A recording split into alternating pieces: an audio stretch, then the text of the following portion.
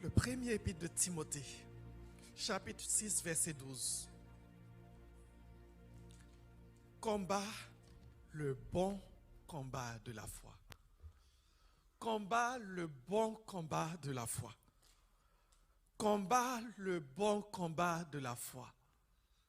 Paul, alors qu'il atteint le crépuscule de sa vie, écrit à son fils spirituel Timothée. Et il lui dit ceci: combat le bon combat. Aujourd'hui, je n'aimerais pas m'attarder sur le mot combat, mais j'aimerais m'attarder sur le mot bon. Paul dit à Timothée, ce combat est bon. Il dit, c'est un bon combat. This is a fight you don't want to miss. This is a good fight. Il dit, ce combat est un bon combat. Est-ce que ça vous est arrivé souvent de regarder ce combat et puis dire, ce combat-là, je le veux. Ce combat-là, je le veux. Ce combat-là, c'est mon combat. C'est un bon combat. Vous savez, alors que je priais cette semaine, c'est ce mot qui revenait sans cesse dans mon esprit. Bon combat. Bon combat. Paul dit à Timothée, combat le bon combat de la foi. Vous savez, il y a des combats qui ne sont pas bons, mais il y en a qui sont de bons combats. Je vais vous raconter une anecdote pour vous faire comprendre.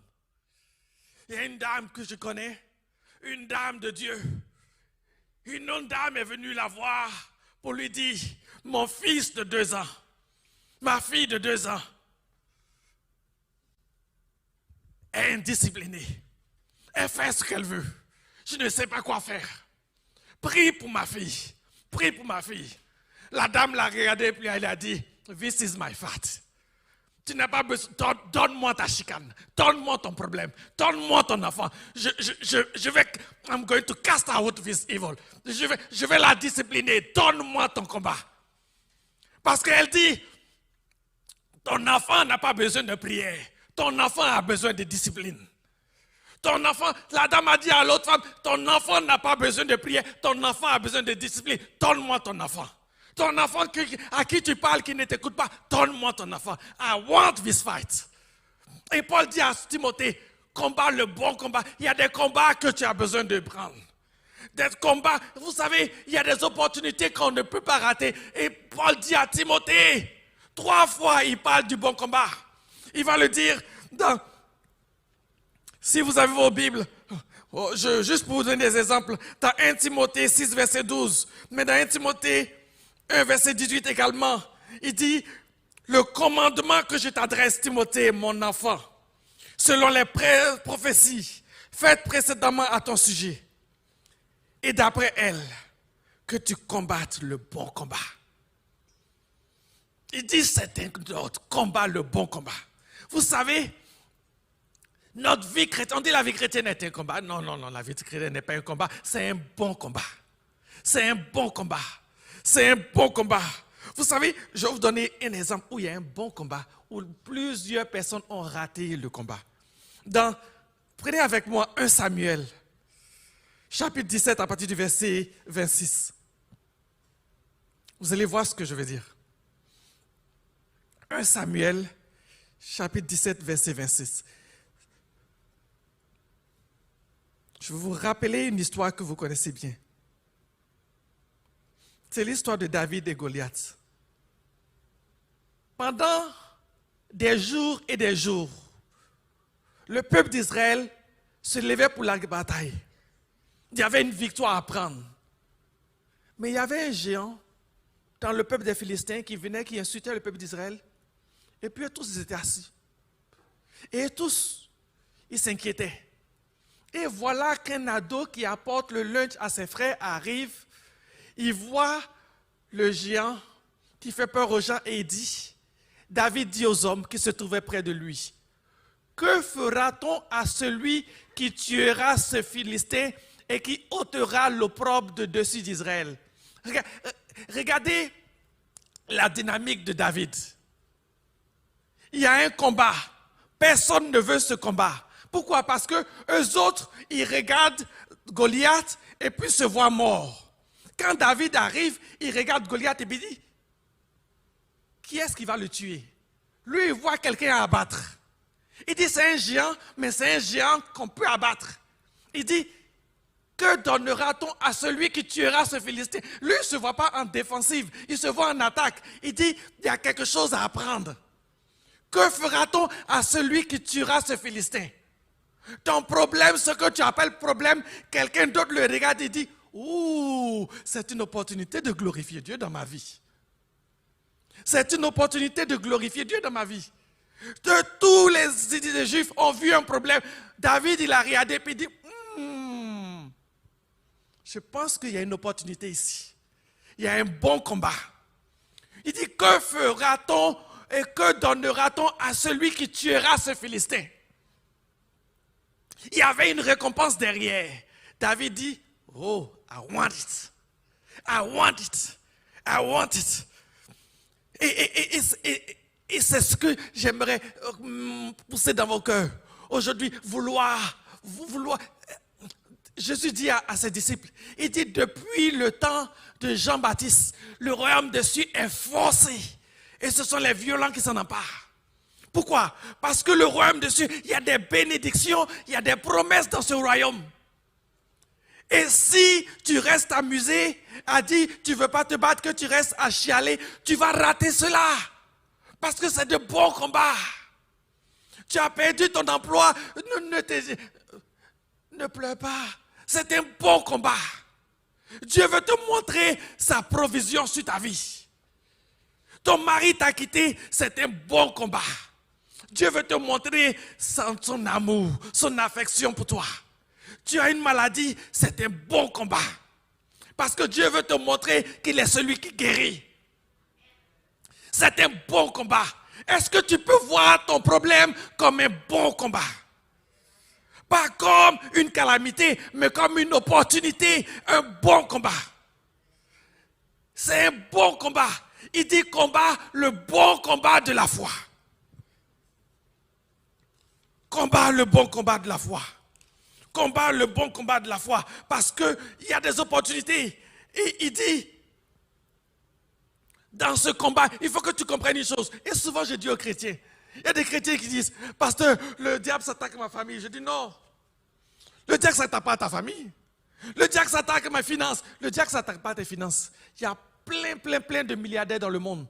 Si Satan a besoin d'argent, il allait les voir. Satan en veut à mes finances. Non. Satan en veut à ma famille. Non. Il faut voir ce qu'on a dit en anglais, le endgame. Le but de tout ce que tu appelles les problèmes là, c'est ta foi. C'est ta foi. Ce qui est en jeu, c'est ta foi. Est-ce que tu vas te comporter comme la femme de Lot de Job qui dit « Maudit Dieu meurt, renonce à ta foi » ou bien est-ce que tu vas tenir ferme jusqu'au bout? Parce qu'à la fin, c'est la foi qui est importante. C'est pour ça que Paul dit à son fils spirituel, alors que Paul est à la fin de sa vie et il sait que Timothée va prendre l'église d'Éphèse, il dit à Timothée, il dit « Combat le bon combat de la foi ». Ne laisse rien venir maganer cette foi. Ne laisse rien venir faire chanceler cette foi. Quel qu'en soit ce qui se passe, ne te laisse pas distraire. Il faut que ta foi tienne. Il dit combat le bon combat de la foi. Est-ce qu'il y a des combattants au milieu de nous? Est-ce que j'ai des combattants au milieu de cette église? Des gens qui disent, moi je veux me battre. Moi je veux me battre, que ma foi va tenir. Vous savez, Paul, à la fin de sa vie, quand tu lis Paul, dans 2 Timothée 4, 7, qu'est-ce que Paul dit? Paul dit à Timothée, il dit ce que je te dis de faire, je l'ai fait. Il dit, j'ai combattu le bon combat. J'ai achevé la course. Paul est vieux, il va mourir. Il dit, j'ai combattu le bon combat. Il dit, tu me regardes de ma conversion jusqu'au bout, j'ai gardé la foi. Comment est-ce qu'on sait que Paul a gardé la foi? Parce que Paul est en prison et il dit, réjouissez-vous, je vous le dis, réjouissez-vous. Comment est-ce que quelqu'un qui est en prison peut te dire, sois dans la joie? Parce que la foi est là. Il dit, Quel qu'en soit ce qui m'arrive, je ne me suis pas laissé distraire. Je n'ai pas laissé les choses visibles autour de moi venir handicaper ma foi. Je n'ai pas laissé ce que je vois dans le naturel venir changer la qualité de ma foi. C'est pour cela que Paul, dans sa prison, a pu écrire des lettres qui aujourd'hui sont une bénédiction plus de 2000 ans après à l'église. Pourquoi? Parce que sa foi est demeurée ferme. Parce que sa foi est devenue ferme. Vous pensez que Paul a eu une vie facile? Vous pensez que Paul a eu une vie facile? On parle de Paul. Paul n'a pas vu une vie facile. Quand Paul s'est converti, les chrétiens ne voulaient même pas venir proche de lui. Parce qu'avant que Paul se convertisse, il était un tueur de chrétiens professionnels. Quand Paul s'est converti, ça a pris Ananias pour emmener Paul devant les apôtres pour dire non, non, il est vraiment chrétien. Paul a ouvert l'église de Corinthe. Ils ont mis en question son ministère. Quand tu es pasteur et puis tes chrétiens te disent, toi là, est-ce que tu es vraiment pasteur? Paul est obligé de défendre son ministère par rapport à l'église qu'il a créée, l'église de Corinthe. Vous pensez que Paul l'a eu facile? Paul se retrouve en prison et il continue de garder la foi. Même là, je parle des combats extérieurs. Regardez les combats intérieurs de Paul. Prenez avec moi Romains 7, verset 14. Vous allez voir les combats intérieurs de Paul. Parce que si je vous dis gardez la foi, vous allez dire oh oui, oui, viens nous juste pour pomper la foule. Non, je parle des choses sérieuses. Regardez Romains 7, verset 14. Il dit nous savons en effet que la loi est spirituelle, mais moi je suis charnel, vendu au péché, car je ne sais pas ce que je fais. Je ne fais point ce que je veux, et je fais ce que je hais. Or, si je fais ce que je ne veux pas, je reconnais par là que la loi est bonne. Et maintenant, ce n'est plus moi qui le fais, mais c'est le péché qui habite en moi. Ce qui est bon, je le sais, n'habite pas en moi. C'est-à-dire dans ma chair. J'ai la volonté, mais non le pouvoir de faire le bien. Car je ne fais pas le bien que je veux, et je fais le mal que je ne veux pas. Et si je fais ce que je ne veux pas, ce n'est plus moi qui le fais, c'est le péché qui habite en moi. Je trouve donc en moi cette loi. Quand je veux faire le bien, le mal est attaché à moi. Car je prends plaisir à la loi de Dieu selon l'homme intérieur. Mais je vois dans mes membres une autre loi qui lutte contre la loi de mon entendement et qui me rend captif à la loi du péché qui est dans mes membres. Misérable que je suis, qui me délivrera du corps de cette mort. Grâce soit rendue à Dieu, notre Seigneur Jésus-Christ. Paul parle des luttes intérieures qu'il a. Il dit, il y a des jours dans ma vie, c'est dur. Je veux faire le bien, mais j'y arrive pas. Je veux le mal que je veux pas, c'est ce que je fais. Vous savez, et souvent dans notre vie chrétienne, il y a une lutte intérieure. Tu veux faire le bien. Est-ce que ça vous est arrivé souvent? Moi, je le sais que ça m'arrive. Il y a des jours, je conduis. Tu conduis, quelqu'un te dépasse, et puis ton doigt vient comme ça, et puis quelque chose arrête. Alléluia.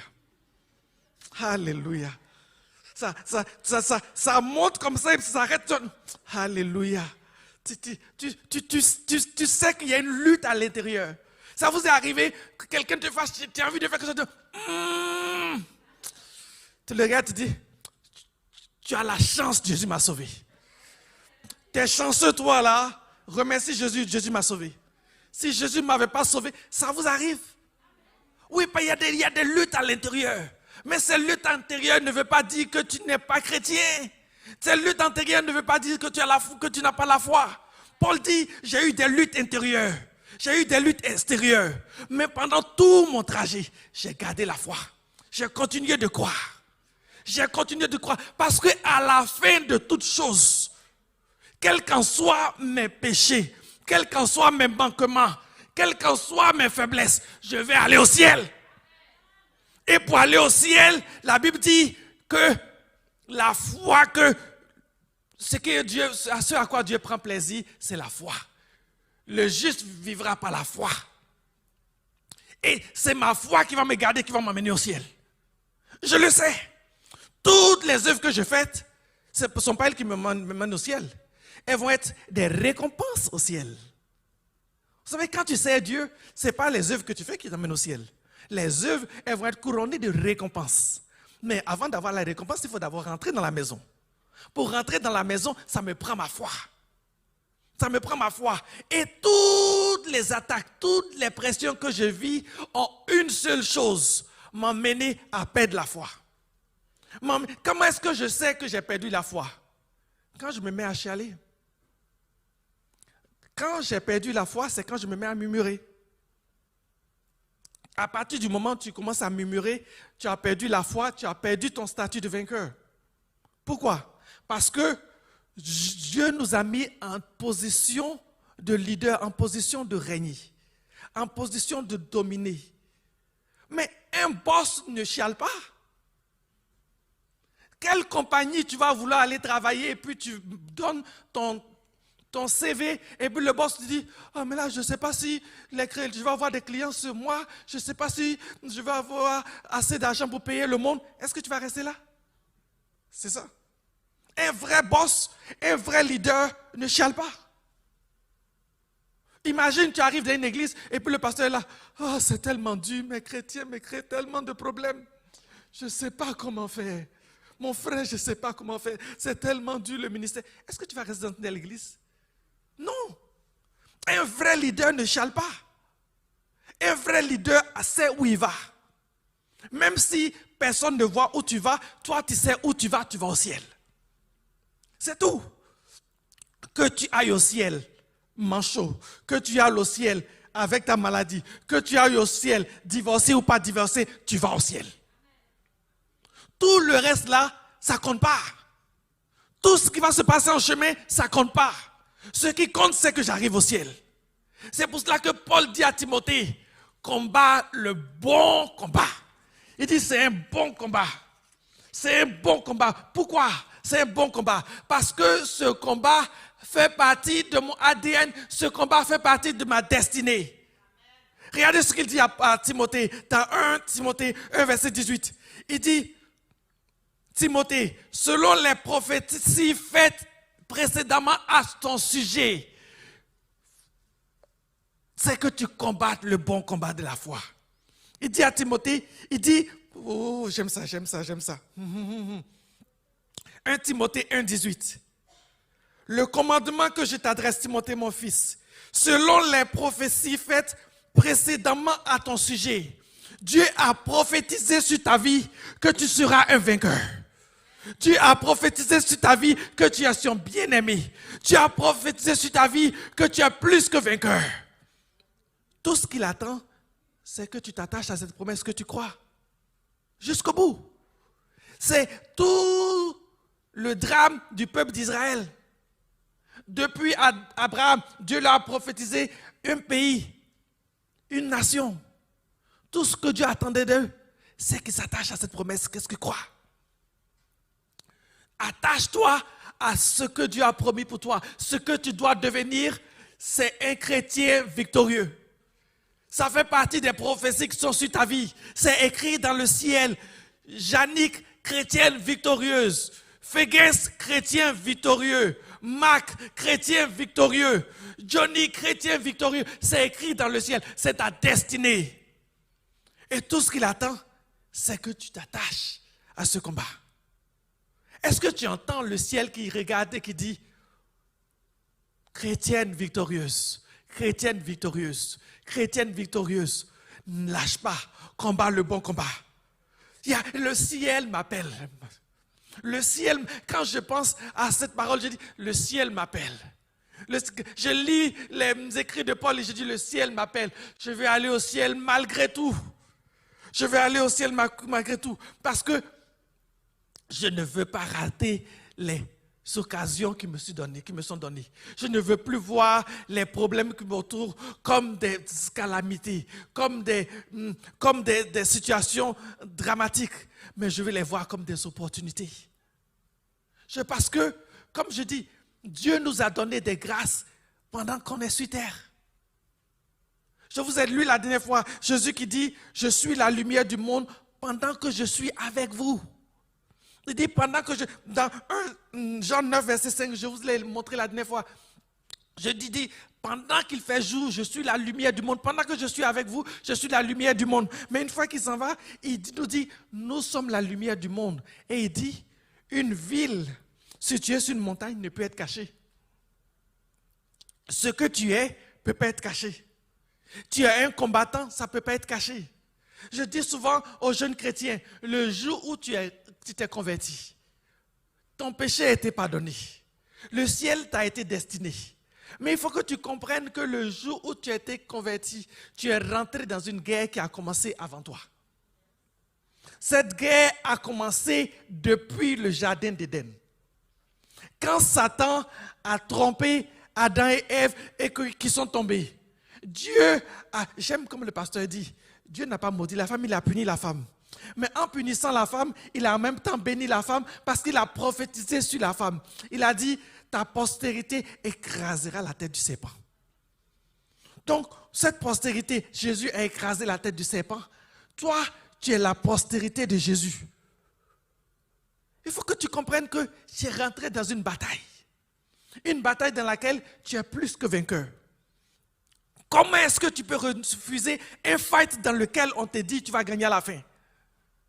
Comment est-ce que tu peux refuser un combat dans lequel on te dit dès le début, à la fin tu gagnes?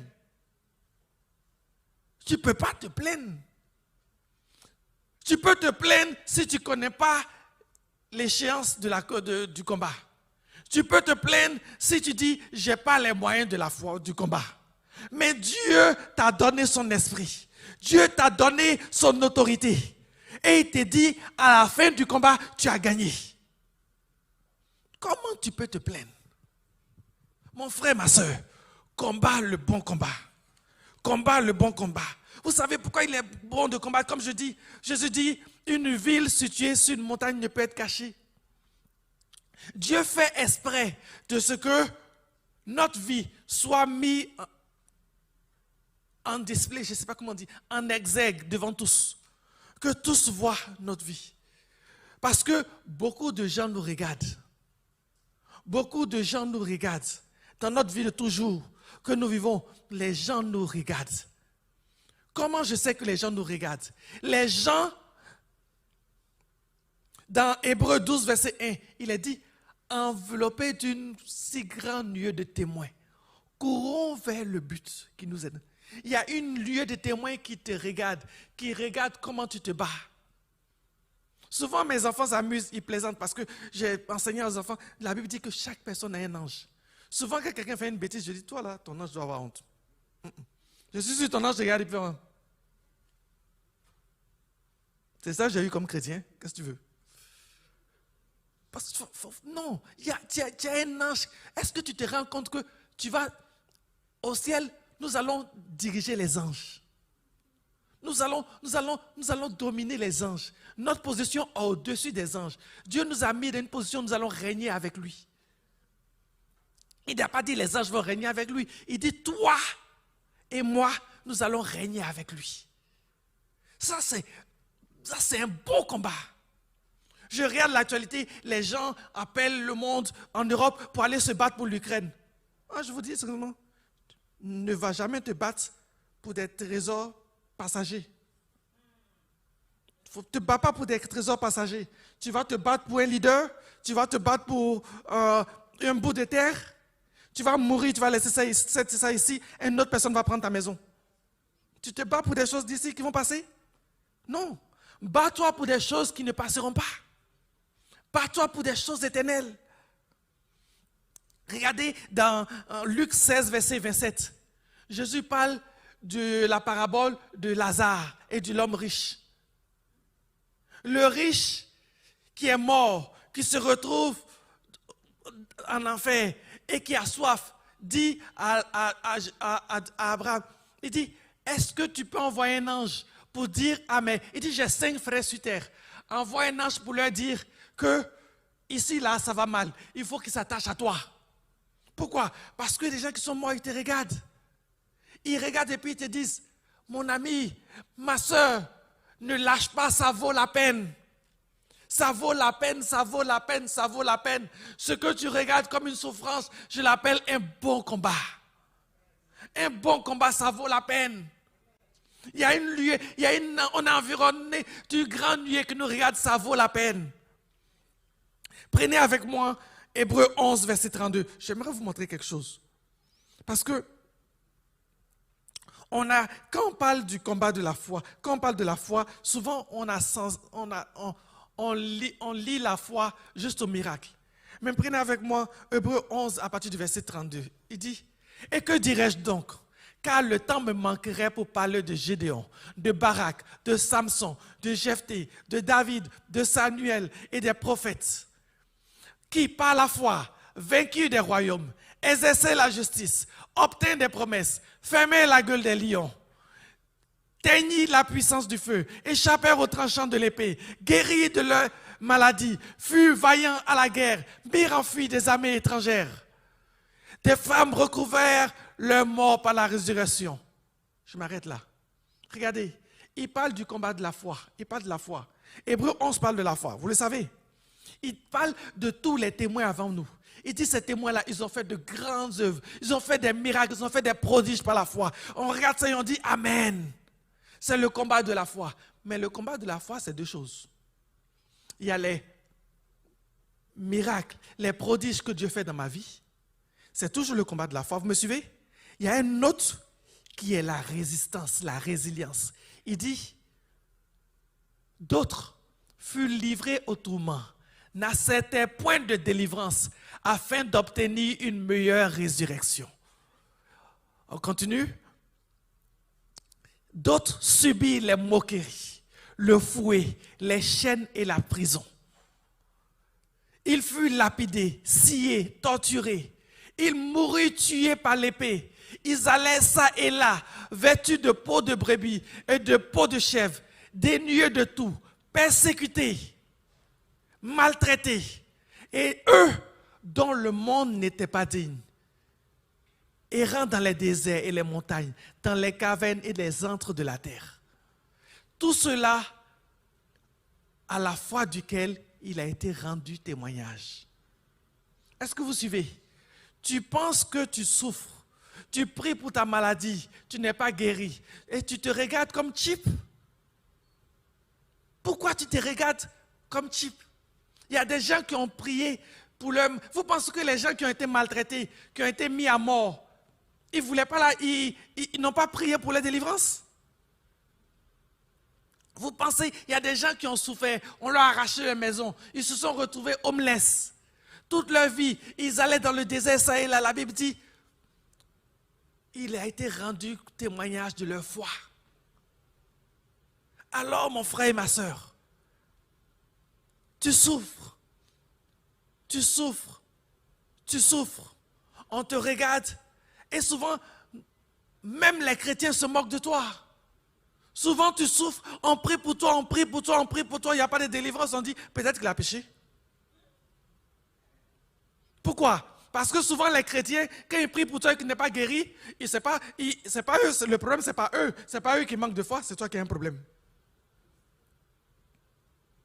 Mais n'écoute pas ces voix, attache-toi à Dieu. Je prie pour ma maladie, je ne suis pas guéri, mais je continuerai de louer Dieu. Je continuerai d'adorer Dieu. Parce que, vous savez, il y a une louange. Il y a une louange qui sort de la bouche de celui qui a des problèmes, qui est différente de la louange des anges qui est au ciel. Parce que les anges qui sont au ciel voient Dieu face à face. Mais quand dans le noir tu souffres, quand dans la détresse tu ne vois rien, mais que dans le malheur tu loues Dieu quand même, ça c'est une louange puissante. C'est une louange puissante. Et Dieu regarde cela et il dit, mon fils, ma fille est en train de combattre le bon combat. Elle a gardé la joie malgré les difficultés. Elle a gardé la joie malgré la pauvreté. Elle a gardé la joie malgré le rejet. C'est le bon combat de la foi. Parce que malgré tout ce que l'ennemi a fait, tu peux t'arrêter et te dire, watch me praise my God. Regarde-moi louer mon Dieu. Tu m'as enlevé mon mari, mais je loue mon Dieu quand même. Tu m'as enlevé mon travail, mais je loue mon Dieu quand même. Tu m'as enlevé la santé, mais je loue ton Dieu quand même. Je continuerai de le louer. Parce qu'il est mon Dieu. Parce qu'il est mon roi. Il est mon Seigneur. Rien ne nous séparera de l'amour de Dieu. C'est le bon combat de la foi. Et je te dis, il y a des gens, la Bible dit, c'est les gens dont on parle dans Hébreu. La Bible dit, ils ont refusé toute délivrance. Pourquoi? Parce qu'ils disent, c'est un privilège pour nous de mourir pour Dieu. C'est un privilège de souffrir pour Dieu. Paul a compris cela. Paul dit, j'achève dans mon corps les souffrances du Christ. Ça là, je regarde et puis je dis, that's another level, man. Ça là, c'est une autre coche. Quand quelqu'un souffre et puis dit, j'achève dans mon corps les souffrances de Christ. Il dit, moi aussi je souffre. Mon Christ a souffert pour moi, moi aussi je souffre pour lui. Et je suis fier de souffrir pour lui. Je suis fier de porter ma croix. Je ne la porte pas avec résignation. Je ne la porte pas en pleurant. Je la porte avec joie. Parce que le monde, vous savez, le monde a besoin de voir des chrétiens qui sont joyeux dans les problèmes. Le monde a besoin de voir des chrétiens qui se réjouissent dans les temps difficiles. Parce que c'est ça qui fait la différence. Quand tu es béni, que tu loues Dieu, c'est facile. N'importe qui peut louer Dieu dans l'abondance. Quand tu as la bouche pleine, tu es là, tu me dis, alléluia, oh, gloire à Dieu. Oh, amen. C'est facile. C'est facile. C'est facile. Mais quand tu regardes dans ton compte, et puis, vous savez, j'ai vécu des moments dans ma vie où je regardais dans mon compte, il y avait $12. Tu ne peux même pas faire un retrait. Tu ne peux même pas faire un retrait. Mais je loue à Dieu quand même. Je vous dis sérieusement, quand on s'est marié à ma femme, il y a des moments où on n'avait pas assez d'argent pour prendre l'autobus tous les deux pour aller à l'église. Puis ma femme qui vient d'une famille riche, je la regarde et puis je dis, chérie, qu'est-ce qu'on va faire? Elle dit, on va marcher pour aller à l'église. On va aller louer Dieu quand même. On marchait jusqu'à l'église tranquillement. On arrivait à l'église. Pourquoi? Et on louait Dieu dans la joie. Pourquoi? Parce que ma pauvreté ne va pas m'empêcher de louer Dieu. Qu'est-ce qui va m'empêcher de louer Dieu? Ça, c'est le bon combat. Et Paul dit à Timothée, il dit, combat ce bon combat-là. Et regardez ce que Paul dit. Paul est en prison. Il sait qu'il va mourir. Il sait qu'on va le tuer. Avant de partir à Rome, on a prophétisé sur lui qu'il allait être mis dans les chaînes. Il sait qu'il va mourir. Il dit à Timothée, j'aime ça. Il dit, dans 2 Timothée 4, verset 6, il dit, je sais déjà de libation. Je sais déjà, il faut que vous compreniez c'est quoi une libation. Il dit, car pour moi, je sais déjà de libation et le moment de mon départ approche.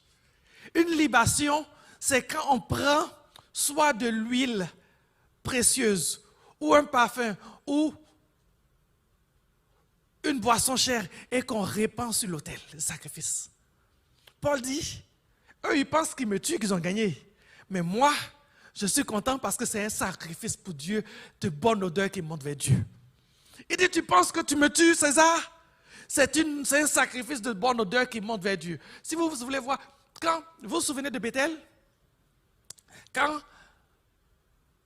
comment il s'appelle, Jacob s'est retrouvé à Bethel et qu'il a vu l'échelle qui descendait du ciel, la Bible dit, il a offert une libation. Une libation, si on ne le fait plus. C'est quand le patriarche prend de l'huile sainte ou bien une boisson, il prie et il répand cette boisson à terre. Il répand la boisson à terre. En général, c'est quelque chose de valeur qui est répandu à terre pour Dieu. Et Paul dit, ma vie est répandue à terre. Comme un sacrifice de bonne odeur pour Dieu. Rome pense qu'il me tue, qu'il va faire taire l'évangile.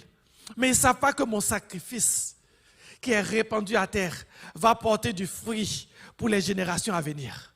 Et 2000 ans après, Paul est mort. Mais le fruit qui a été répandu à terre, cette libation porte du fruit. Aujourd'hui, on lit les évangiles, on lit les épîtres de Paul et on est glorieux et on est affermi. On lit et on est affermi. Satan pense qu'il te fait souffrir. Dis-lui que ma vie est une libation, que ma vie est une offrande pour Dieu. Prends ma vie si tu veux, c'est une offrande pour Dieu. Tant que Dieu se réjouit, ça me suffit. Mais vous savez, une bonne offrande, Paul dit, offrons-nous comme un sacrifice de bon augure. Il faut que l'offrande soit volontaire. Il faut que l'offrande soit volontaire. Pour que ce soit une bonne offrande, il faut que je la veuille.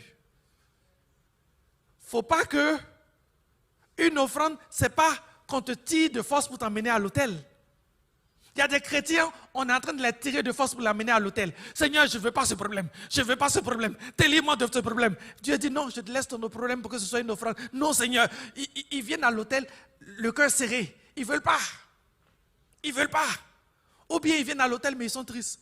Je meurs pour Dieu. La vie chrétienne est difficile. Comment on va faire?